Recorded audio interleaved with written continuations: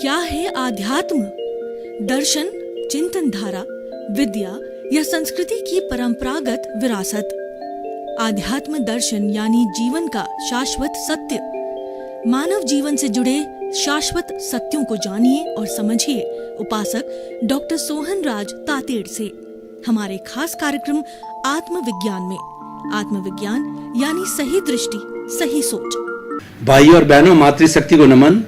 Studio में आपका हार्दिक स्वागत है, अभिनंदन है, सत्कार है। आत्मविज्ञान, साइंस ऑफ द सोल के अंतर्गत हम आपको अपने जीवन निर्माण की अच्छी अच्छी बातें बताते हैं। आज का जो बिगड़ा हुआ सिनेरियो है उसके अंदर हम एक अच्छे इंसान बन के रह के शांतिपूर्ण सह अस्तित्व के साथ में कैसे जीवन जो अपना जीवन व्यतीत कर सकते हैं उसके बारे में सूत्र दिए जाते हैं। उसके बारे में आपको पहचान कराई जाती है, आपको सम्यक दर्शन दिया जाता है, आपको राइट बिलीफ दी जाती है, आपको राइट डायरेक्शन दिखाई जाती है। सही दृष्टि, सही सोच, राइट विजन, राइट थिंकिंग के तहत आपको अच्छे अच्छे सूत्र दिए जाते हैं। तो इसी क्रम के अंदर आज का हमारा बहुत ही सुंदर विषय है कि आज का विषय कंचन कामिनी कीर्ति। देखिए, कंचन का अर्थ होता है सोना, धन, दौलत, और ये सारा जितना भी है ये कंचन में आता है। कामिनी मतलब स्त्री, महिला, स्त्री और मादा, ये कामिनी के लिए आता है। और तीसरा होता है कीर्ति, यश और शोहरत वगैरह आता है। तीनों चीजें बुरी नहीं है। भगवान ने इस सृष्टि के अंदर कोई बुरी चीज नहीं बनाई है, लेकिन उसका दुरुपयोग बुरा है। अगर ये तीनों चीजें सीमा में रहे तो बहुत ही अच्छी है। सीमा में हर चीज अच्छी रहती है और प्रभु ने, भगवान ने, ईश्वर ने हर चीज को सीमा में उपयोग करने के लिए ही निर्देश दिया है। उन्होंने कहा है कि excess of everything is bad. अधिकता से कोई भी वस्तु खराब होती है, चाहे वो अतिरिक्त बुद्धि हो वह भी खराब है। कंचन कामिनी कीर्ति आवश्यकता से अधिक हो या उसका दुरुपयोग हो तो वो बहुत बुरी है। ये तीनों क्यों मिलती है? ये तीनों अपने पूर्व जन्म का भाग्योदय होता है, जब प्रारब्ध होता है तभी मिलती है। हर एक व्यक्ति को ये तीनों चीजें नहीं मिलती है। और हमारे शास्त्रों में लिखा गया है कि जर जोरू जमीन झगड़े की जड़ है। इंसान आपस में क्यों लड़ते हैं? समुदाय आपस में क्यों लड़ते हैं? परिवार आपस में क्यों लड़ते हैं? एक देश दूसरे देश से क्यों लड़ता है? एक राज्य दूसरे राज्य से क्यों लड़ता है? इसका कारण है कि जो है वो जर जोरू जमीन। जर का मतलब धन, संपत्ति, साम्राज्य। जोरू का मतलब स्त्री। पुराने जमाने का आप इतिहास उठा करके देख लिए, कोई राजा किसी पे मुग्ध हो जाता, लेकिन वह स्त्री किसी दूसरे से शादी करना चाहती या उसके माता पिता दूसरे से शादी करना चाहते तो वो जबरदस्ती अपने जो है साम्राज्य को या अपनी शक्ति का दुरुपयोग करके उसको हथियाना चाहता है। ऐसे बहुत से किस्से आपको पुराने इतिहास में मिलेंगे। जर जोरू और जमीन के लिए व्यक्ति जो है लड़ता है, झगड़ता है। ये मेरी है, इस पर मेरा अधिकार है, ये मेरा खेत है, ये प्लॉट है, ये मेरा मकान है। उसके लिए आदमी लड़ता रहता है और जिंदगी भर लड़ता रहता है। वो नहीं, स्वयं उसके बेटे और पोते कोर्ट में लड़ते रहते हैं। ऐसे बहुत से किस्से हमने सुने हैं कि कोई भी जो दादा केस लगाता है, पोता लड़ता है। अब 2 जनरेशन यानी 50 साल तक चलता रहता है। और अंत में क्या होता है? देखिए, कोर्ट का जब लंबा केस चलता है तो अंत में क्या होता है? जज भी समझौते के फॉर्मूले पर आता है और वकील दोनों तरफ के जब दोनों पार्टियों को अच्छी तरह से चूस लेते हैं और दोनों पार्टियां हार जाती है, उस वातावरण को देख करके दोनों पक्ष के वकील और जज जो है समझौते की बात करते हैं, क्योंकि समझौते का वातावरण बन जाता है। दोनों पार्टियां लड़ करके 50-50 साल थक जाती है और वो थक करके और वो शांति चाहती है। तो ये काम तो हम पहले दिन से ही कर सकते थे। अगर हमारे भाई भाई के बीच में झगड़ा हुआ है या किसी पार्टी के बीच में झगड़ा हुआ है तो दोनों जानते हैं कि तीनों कोट से हमेशा बचना चाहिए। कौन से कोट? सफेद कोट। डॉक्टर के पास हमको जाना पड़ता है स्वास्थ्य के लिए, लेकिन आज के डॉक्टर जो है सेवा भाव छोड़ करके बिजनेसमैन बन गए हैं। वो पैसा कमाने की वजह से लूटते हैं, खसोटते हैं लोगों को, तो डर लगता है। और मीडिया कोड तो आप जानते ही हैं कि मीडिया कोड तो लड़ाई कराना, झगड़े कराना, दोनों पार्टियों से लेना, और उसमें तो उनका काम सब परेशानी का ही काम है। और काला कोट है, उनका तो बिजनेस है कि वो तो चाहते हैं कि हमारे पास में लोग लड़े और हमारे पास केस आवे तो उनकी दुकानदारी चले। तो भाई और बहनों, मैं आपको बताना चाहता हूं कि जो कोई भी प्रथम स्टेज के ऊपर बात होती है, दोनों जानते हैं कि इसके जब हम लड़ेंगे, कोर्ट केस करेंगे, पुलिस कार्रवाई करेंगे, तो इसके परिणाम बहुत बुरे हैं। अब किसको कम नुकसान होता है, ज्यादा नुकसान होता है, ये दूसरी बात है, लेकिन लड़ाई में लड्डू नहीं बढ़ते। लड़ाई में जन की हानि होती है, धन हानि होती है, दोनों पक्ष में से किसकी ज्यादा होती है, कम होती है, ये दूसरी बात है, पर होती जरूर है। जब इस तथ्य को समझते हैं तो हम आपसे अपने अहंकार के कारण, अहम के कारण दोनों पार्टियां बातचीत नहीं कर सकते। तो आप किसी भी ऐसे पंच को नियुक्त करो जो पर दोनों को विश्वास हो और वो दोनों से बात करके और उसको मैटर को अपने ही लेवल पर जो है सल्टा दे। आज इस बात को देख करके सरकार क्या कर रही है, कोर्ट क्या कर रही है कि फैमिली कोर्ट लगा रही है। वो चाहती है कि झंझट लंबे नहीं चले। उनको खुद को महसूस हो गया ये झगड़े बहुत लंबे चलते हैं, क्योंकि कोर्ट की कार्रवाई बहुत लंबी है, न्याय बड़ा मुश्किल से मिलता है। इसलिए समझौते की स्थिति पर उन्होंने फैमिली कोर्ट और अन्य कोर्ट स्थापित किए। तो मैं बात कर रहा था कंचन, कामिनी और कीर्ति की। कंचन, ये तीनों चीजें भाग्योदय से मिलती है, परंतु क्वेश्चन ये कि हमको मिल गई। ये मिलना बात अलग है, ये होना बात अलग है, और करना बात अलग है। अब वो आपको धन दौलत ये खूब अच्छी मिल गई है, तो आप जो है उसका उपयोग कैसे करते हो? अगर आप उसका सही उपयोग करते हो, बहुत अच्छी बात है, उसके लिए ही मिली है। और आपके पास में धन दौलत बहुत ज़्यादा है और आप धार्मिक प्रवृत्ति के व्यक्ति हो, आप एक साधनाशील चिंतनशील व्यक्ति हो, तो आपकी आवश्यकता पूर्ति होने के बाद में वो सारा धन परोपकार में लगाओ। जैसे टाटा करते हैं, बिरला करते हैं, डालमिया करते हैं, सिंघानिया करते हैं, बिल गेट्स करते हैं, और ऐसे सैकड़ों लोग हैं जो अपने परिवार पे मिनिमम खर्च करते हैं और अधिकतम पैसा चैरिटेबल संस्थाओं को देते हैं। ये अच्छी बात है, ये सदुपयोग है। और दूसरा कामिनी, कामिनी का मतलब स्त्री। स्त्री हमारे भारतीय संस्कृति में जो विवाह और शादी का सिस्टम बहुत सुंदर सिस्टम है। ये सिस्टम भगवान ऋषभ के समय से चला था। पहले यौगलिक काल हुआ करता था, उसके अंदर उनकी आवश्यकताएं कम होती थी और उनकी उम्र बहुत ज़्यादा होती थी। उनकी हाइट 500 धनुष की हुआ करती थी, उनकी आवश्यकताएं सीमित थी। तो एक जोड़ा यौगलिक काल में पैदा होता था, वह जोड़ा जो स्त्री और पुरुष के रूप में, और वह बाद में वही जोड़ा शादी करके और वो अपने वो पति और पत्नी बनते थे, और अंतिम समय में फिर 2 संतान को जन्म दे करके और लगभग 6 महीने उनका पालन पोषण करके लास्ट के और फिर वो देव गति को प्राप्त होते थे। ये पहला आरा, दूसरा आरा और तीसरा आरे तक चला। लेकिन भगवान ऋषभ के समय के अंदर जो है समय बदला। समय बड़ा बलवान होता है, तुलसी नर का क्या बड़ा और समय बलवान, समय बड़ा बलवान, काबा लूटी गोपियां और वही अर्जुन वही बाण। वो भगवान ऋषभ का समय था, वो तीसरा आरा था, और चौथा आरा एंड भगवान महावीर के समय था। बाद में समय बहुत खराब आ गया और अब दिनों दिन खराब समय आएगा। ये भगवान की वाणी है, जिन वाणी है, और भी स्थितियां बिगड़ेगी और भी अनहोनी जो हो रही है इससे ज्यादा होगी।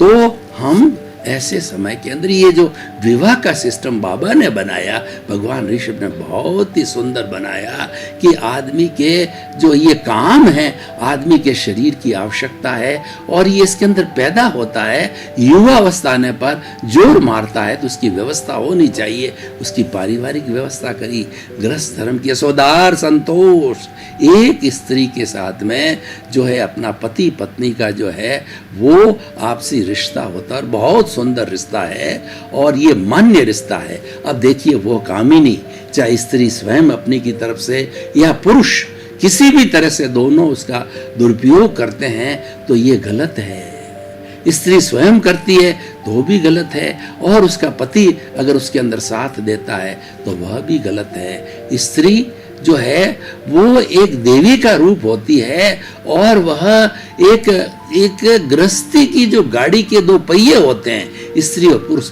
उसके लिए विवाह की सिस्टम है और उसी रूप के अंदर उनको चलना चाहिए। वो अच्छे लगते हैं और उनसे ही समाज बनता है। विवाह से, परिवार से, बाल से, बच्चों से ये परिवार बनता है, परिवार से समाज बनता है, समाज से जो है वो राज्य बनता है, उसके बाद देश बनता है, विश्व बनता है और ये सुंदर व्यवस्था है। ये होनी चाहिए व्यवस्था, इसका दुरुपयोग नहीं होना चाहिए। कामिनी का कितना बड़ा दुरुपयोग, चाहे स्वयं कामिनी करती है या उसके साथ कोई सहयोगी बनते हैं, वो आपसे छुपा नहीं, मैं उसकी गहराई में नहीं जाना चाहिए। इसका दुरुपयोग बिल्कुल रोकना चाहिए। और तीसरा कीर्ति का तो शौहरत, प्रतिष्ठा आपके भाग्य में लिखी हुई है।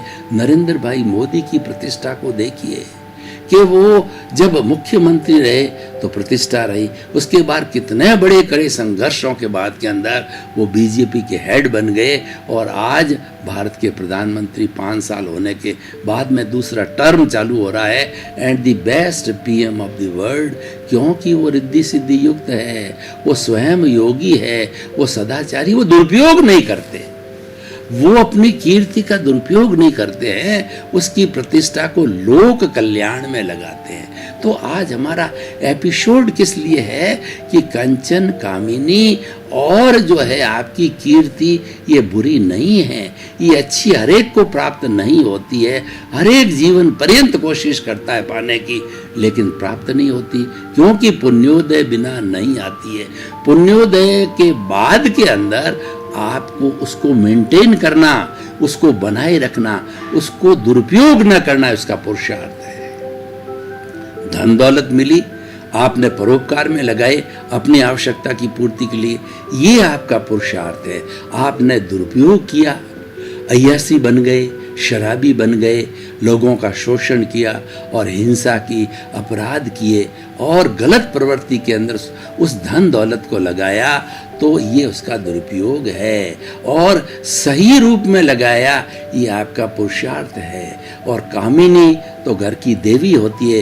यत्र नारी पूज्यन्ते तत्र देवता रमन्ते, जहाँ नारी का निवास होता है वहाँ देवता रमण करते हैं, वह पूजनीय होती है, वह लक्ष्मी होती है, वह सरस्वती होती है और वह दुर्गा होती है। इस रूप में पूजी जानी चाहिए और स्त्री स्वयं को ध्यान होना चाहिए कि मेरे 3 रोल है, मैं पूजनीय हूँ, उसके लायक बने। वह लक्ष्मी 2 तरह की लक्ष्मी होती है, एक तो गृह लक्ष्मी के रूप में भौतिक समृद्धि देती है और एक आध्यात्मिक लक्ष्मी के रूप के अंदर स्वयं धार्मिक बनती है, बच्चों को और पूरे परिवार को धार्मिक संस्कार देती है। सरस्वती का हम दीप जलाते हैं, हम प्रार्थना करते हैं सरस्वती देवी, वो ज्ञान की देवी है, हमें ज्ञान दो। कोई भी ज्ञान का कार्य, यज्ञ करने के पूर्व सरस्वती को वंदना करते हैं, सरस्वती को दीपक जलाते हैं। दीपक एक ज्ञान का जो है वो रूपक है, तो वो सरस्वती की देवी है। और तीसरी दुर्गा की देवी, जब विषम परिस्थितियां आ जाती है तो वह दुर्गा बन जाती है और नरसंहार करती है पापियों का, वो भी आवश्यक है। तो हमारी ये स्त्री जाति उस रूप में होनी चाहिए। और दूसरा जो कहा है, जननी जन्मभूमि गर्यशी सर्वदा, जननी और जन्मभूमि जो है वो स्वर्ग से भी प्यारी होती है। माँ के बराबर दुनिया में किसी दूसरी वस्तु का दर्जा नहीं है। माँ कहते ही हमारा मुंह भर आता है। माँ पूजनीय होती है, माँ वंदनीय, आदरणीय, स्तुत्य होती है और उसकी खूब सेवा की जानी चाहिए, उसका सत्कार किया जाना चाहिए, माँ को उसी रूप में बनना चाहिए। तो कामिनी के बारे में ये है। और तीसरा जो कीर्ति की बात हम कर रहे थे कि आपको ये भाग्योदय से मिलता है, मिलने दीजिए, कोई प्रॉब्लम नहीं है। लेकिन ज्यों ज्यों आपकी कीर्ति बढ़ती है आप अकर्ता भाव पैदा करो। ये कीर्ति मेरे भाग्योदय से मिली है और मैंने इसको हासिल नहीं किया है, मैं इसका कर्ता नहीं हूँ। और जब व्यक्ति निष्काम कर्म करता है तो वह योगी बन जाता है। निष्काम कर्म करने से व्यक्ति को अहंकार नहीं आता, निष्काम करने से व्यक्ति निराश नहीं होता, निष्काम व्यक्ति में ऊर्जा पैदा करती है। निष्काम कर्म और अकर्ता भाव से वह व्यक्ति कहीं भी अहंकार को स्पर्श नहीं करता कि ये जो कुछ भी कीर्ति हासिल की है ये शरीर ने की है, मैं अलग हूँ, ये शरीर अलग है, ये शरीर करने वाला है, ये शरीर भोगने वाला है, जो कुछ हो रहा है इसी का किया हुआ है और यही भोग रहा है, अच्छा या बुरा। मैं तो इससे हमेशा अलग हूँ, मैं तो ज्ञाता हूँ, मैं तो दृष्टा हूँ, मैं तो जानने वाला हूँ, तो मैं देखने वाला हूँ। मेरी प्रेजेंस से ये कर रहा है और ये प्रेजेंस अनादि अनंत काल से चली आ रही। ईश्वर को खुद को मालूम ही नहीं है कि ये कर्म शरीर और ये आत्मा का रिश्ता, आत्मा का संबंध कब से। ईश्वर स्वयं कहते हैं आप जवाब दो, पहले मुर्गी हुई या अंडा हुआ, हमारे पास जवाब नहीं है। तो ईश्वर कहता है कि मेरे पास भी जवाब नहीं है। तो बद्ध आत्मा है, जब से अहंकार यानी कार्बन शरीर और हमारा कॉजल बॉडी और लिंग शरीर इस आत्मा के साथ मिला है, तब से जो है ये संपर्क अनादि अनंत काल से चल रहा है। और वह नया कर्म शरीर नया जो है दोष लेता है और दोष निकलता है, उसको निर्जरा कहते हैं। ये क्रम 84 लाख जीवा योनि के अंदर चलता ही रहता है, जब तक कि हम इसको पुरुषार्थ के द्वारा, संवर के द्वारा, प्रज्ञा के द्वारा, ज्ञान के द्वारा, 5 आज्ञा के द्वारा इसको विलग नहीं करते हैं, इसको एब्सोल्यूट अलग नहीं कर देते हैं, तब तक ये चक्र चलता ही रहता है।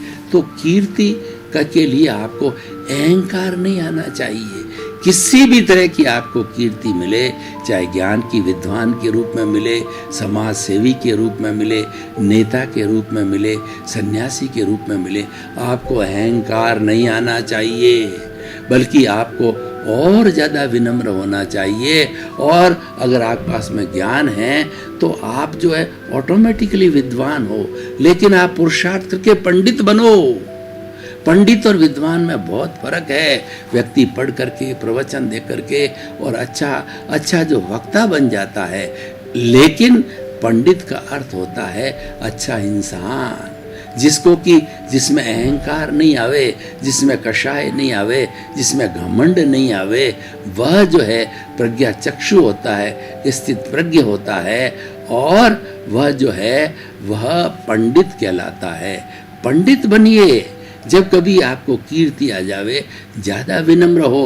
देखिए हमारी एप्पल खाने की होती है, तो जो ज़्यादा एप्पल जो है पेड़ के ऊपर लगती, पक जाती है, तो एप्पल नीचे झुकता है, क्योंकि वो मीठे मीठे, देखिए मीठे मीठे सुंदर सुरम्य जो है हमको फल देता है, फिर भी वो झुक रहा है, जबकि काम बहुत बड़ा कर रहा है, लेकिन विनम्रता है। तो ये विनय और विनम्रता जो है ये कीर्ति आने के बाद बढ़नी चाहिए, अहंकार नहीं बढ़ना चाहिए। जैसे कि पेड़ झुकता है, उस व्यक्ति को ज्यादा विनम्र होना चाहिए। तो मैं क्या कहना चाह रहा हूं कि आज के हम सिनेरियो को देखें, ये तीनों ही ज्यादातर लोग दुरुपयोग करने के कारण आज हमारे समाज में विषमता है। आज हमारे गरीब और अमीर की खाई है, इसके दुरुपयोग के कारण है। आज हिंसा, अराजकता, आतंकवाद, असंवेदनशीलता, रेप के केस, किसी भी अपराध में मिलावट का है या किसी भी अपराध को, किसी भी हिंसा और किसी आतंकवाद को गहराई में आप जे करके देखें, उसमें कोई न कोई तीनों में से एक आपको कारण मिलेगा कि कंचन, कामिनी और कीर्ति का दुरुपयोग किया जा रहा है। कोई देश आगे बढ़ रहा है, अच्छी बात है, आगे बढ़ रहा है, दूसरे देशों को सहयोग करो, वो भी आपके जैसे भाई है। और आज का ज़माना तो ग्लोबलाइजेशन, प्राइवेटाइजेशन, लिबरलाइजेशन का ज़माना है। आज किसी आप गरीब देश को सहयोग करोगे तो आपका एहसानमंद होगा। आप उसको अपना अहंकार करके उसको ज़ख़ीरे के रूप में कन्वर्ट करो, अणुबम करो, लोगों के ऊपर जो है आप जो है गोली चलाओ और लोगों का हिंसा करो। अरे ये लोग तो आतंकवादी करते हैं, ये पापी लोग करते हैं, सरकार का काम नहीं है। ये सरकार का काम तो लॉ और ऑर्डर मेंटेन करना, जहाँ शांति है वहाँ शांति बनाए कर रखने का है। तो मैं ये कहना चाहता हूँ, व्यक्ति को विधायक भाव रखना चाहिए। जिसके दिमाग में विधायक भाव है वो कभी भी हिंसा, अपराध और अनैतिक कार्य नहीं करेगा। अब हम इस एपिसोड को आज के इस कसौटी पर कसते हैं। इस एपिसोड को लेने का क्या अर्थ है, इसको प्रस्तुत करने का अर्थ क्या है कि हमें कोशिश करनी चाहिए कंचन, कामिनी और कीर्ति मिले, लेकिन अगर किसी को भाग्योदय से मिली हुई है उसका दुरुपयोग कभी भी नहीं होना चाहिए। उसका दुरुपयोग होना ईश्वर का असम्मान है और उसका दुरुपयोग होना मतलब अपने आप को अवनति में गिराना है। राजा रावण बड़े वेदों के मर्मज्ञ थे और शिवजी के भक्त थे और शिवजी का उनको अमृतत्व का वरदान था, लेकिन एक अहंकार के वशीभूत वो भगवान राम के हाथों मारे गए। उनको अहंकार इतना ज़्यादा हो गया, अपने जो है वो ज्ञान का मद कहिए, धन का मद कहिए और साम्राज्य का मद कहिए, तो उस मद के कारण वो मारे गए और बदनाम हुए। और हर वर्ष जो है दशहरे के दिन जो है रावण को और मेघनाथ को जो है कुंभकर्ण वगैरह को जलाया जाता है, क्योंकि उन्होंने जो है एक ऐसी गलत मिसाल कायम की। और राम की मिसाल को देखिए, राम तो अजर हो गए, अमर हो गए, मोक्ष चले गए, सीता मोक्ष चले गई। उन्होंने ऐसे ऐसे जो है आइडियल समाज के सामने प्रस्तुत किए कि राम राज आज प्रसिद्धि के रूप के अंदर माना जाता है। लोग उसको इतने वर्ष निकलने के बाद भी राम राज चाहते हैं कि उसमें शांति होती है, हर एक का सहअस्तित्व होता है, आनंद होता है, लोग प्रेम से रहते हैं, लोगों को लगता है हम स्वर्ग में निवास करते हैं और हमारा मनुष्य जीवन सार्थक होता है और हमारे परिवार में प्रेम होता है और हमारे समाज में प्रेम होता है और हम बड़े भाई भाई की तरह आपस में निवास करते हैं, प्रेम पूर्वक निवास करते हैं। तो भाई और बहनों, ये एपिसोड इतना सुंदर है कि ये समझने की चीज़ है।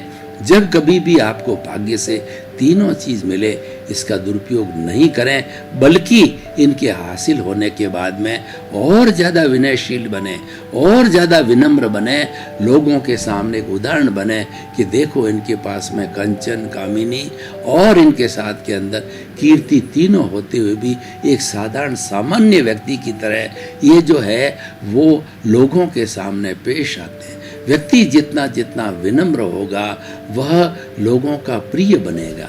विनयशीलता जो है वह कीर्ति लाती है और वह सर्वप्रिय बनती है। राजा राम को देखो, भगवान कृष्ण को देखो, विवेकानंद जी को देखो, महात्मा गांधी को देखो और हमारे जो है वो कई जितने भी महापुरुष हैं उन सब को देखो तो आपको मालूम पड़ेगा कि वो लोगों के प्रिय थे, क्योंकि वो आदर्शवादी थे, वो लोक कल्याण करते थे, सर्व मंगल की भावना करते थे। वो हमेशा उनका ये चिंतन रहता था कि सर्वे भवन्तु सुखिनः सर्वे भवन्तु निरामया, लोक के सभी जीव सुख हो और उनको शांति मिले। और वो मंगल कल्याण की भावना करते थे कि पूरे विश्व के जीवों का मंगल हो, उनको आनंद मिले, उनको सुख मिले, उनको शांति मिले, उनको सुकून मिले और वो शांतिपूर्ण जीवन यापन करके और वह सिद्ध बुद्ध और मुक्त हो। ऐसी भावना बहाने वाला व्यक्ति जनप्रिय होता है, क्योंकि वो सबकी आंख का तारा होता है, सबकी भले की बात सोचता है। और इसके विरुद्ध अगर कंचन, कामिनी और कीर्ति का दुरुपयोग करता है, अहंकार करता है, बड़ा बनने की कोशिश करता है, तो उस दुरुपयोग के कारण सबका अप्रिय बन जाता है। वह जो है आँख का काजल नहीं होकर के आँख का जो है वो तिनका बन जाता है, विरुद्ध हो जाता है। तो इसीलिए भाई और बहनों, हमें हमेशा किसी चीज़ का दुरुपयोग नहीं करना चाहिए। और हमारे आत्मिक मूल्य है, हमारे मानवीय मूल्य है, हमारे सांस्कृतिक मूल्य है, उन मूल्यों को अपनाना चाहिए और हमें एक डिसिप्लिन्ड लाइफ जीनी चाहिए। अनुशासित व्यक्ति किसी का शोषण नहीं करता, वो अपनी हद में जीता है। हर व्यक्ति अपनी अपनी हद में जिए तो इस दुनिया के अंदर वसुधैव कुटुंबकम आने में समय नहीं लगता है। हमारे पुराने ऋषि मुनियों ने, जब को भारत जो है धर्म गुरु देश कहा जाता था, उन्होंने वसुधैव कुटुंबकम की अवधारणा दी। उस वक्त ग्लोबलाइजेशन नहीं था, वसुधैव कुटुंबकम ग्लोबलाइजेशन था। हमारे ऋषि मुनियों ने कहा कि सृष्टि पर जितने भी मनुष्य निवास करते हैं, मनुष्य ही नहीं प्राणी मात्र जीवित निवास करते हैं, उनका किसी का अहित मत करो, उनको मारो मत, उनको दुख मत दो और उनको प्रताड़ना मत दो, क्योंकि वो सुख से जीना चाहते हैं। Live and let other live, उनको भी जीने दो, आप भी जीने दो। सभी सुख का जीवन जीने के लिए हमने जन्म दिया है। तो ऐसे महापुरुष और ऐसे आइडियल को मानने वाले वो कभी दुरुपयोग नहीं करते, अनुशासन का जीवन जीते हैं। इसीलिए आज हमें अनुशासन को पैदा करने के लिए, गुणों का समावेश कराने के लिए, अच्छे संस्कार देने के लिए, अच्छा इंसान बनाने के लिए ये टॉपिक लिया है कि भाग्योदय से आपको मिल जाए तो कभी भी इसका दुरुपयोग मत करो। और दुरुपयोग कराने वाला अहंकार होता है। व्यक्ति को अहंकार शून्य होना चाहिए। अहंकार अपने आप एक बुराई है, अहंकार अपने आप में एक पाप की जननी है। दुनिया में जितने भी पाप होते हैं तो आप देखो कि कहीं न कहीं उसके अंदर अहंकार की भावना है और अहंकार के कारण वो गलत दिशा के अंदर जाता है। तो भाई और बहनों, आज के इस एपिसोड को बहुत ही सुंदर एपिसोड है और इसको अप्लाई करना चाहिए और ऐसी चीज़ों को जनमानस तक लाना चाहिए, उनको प्रेरणा देनी चाहिए। सत्संग के माध्यम से, सीरियल्स के माध्यम से, टीवी के माध्यम से, रेडियो के माध्यम से और सेमिनार और कॉन्फ्रेंस के माध्यम से हमारे जो मूल्य है उन मूल्यों की चर्चा की जानी चाहिए। उन मूल्यों का दुरुपयोग ना हो। व्यक्ति को भाग्य से तो कोई भी अच्छी चीज़ मिल जाती है, परंतु उसका दुरुपयोग या सदुपयोग करना वह पुरुषार्थ है। अगर वह उसका सदुपयोग करता है तो उसका सुपुरुषार्थ है, और अगर दुरुपयोग करता है तो उसका कुपुरुषार्थ है। भाई और बहनों, आपका बहुत बहुत धन्यवाद। आप आत्मविज्ञान कार्यक्रम बराबर देख रहे हो। आत्मविज्ञान कार्यक्रम की आप आत्मा हो, हमारे पास में फीडबैक आ रहा है, आपको अच्छा लग रहा है, क्योंकि ये आपके ही स्वरूप के बारे में जानकारी देता है। आपका सेल्फ रियलाइजेशन कैसे हो, मैं कौन हूँ, इसकी आपको अनुभूति कराता है और इसका अनुभव कराता है। और अनुभव वास्तव में एक बहुत ही उत्कृष्ट चीज़ होती है। अनुभव करते करते व्यक्ति जो है मुक्ति को प्राप्त होता है।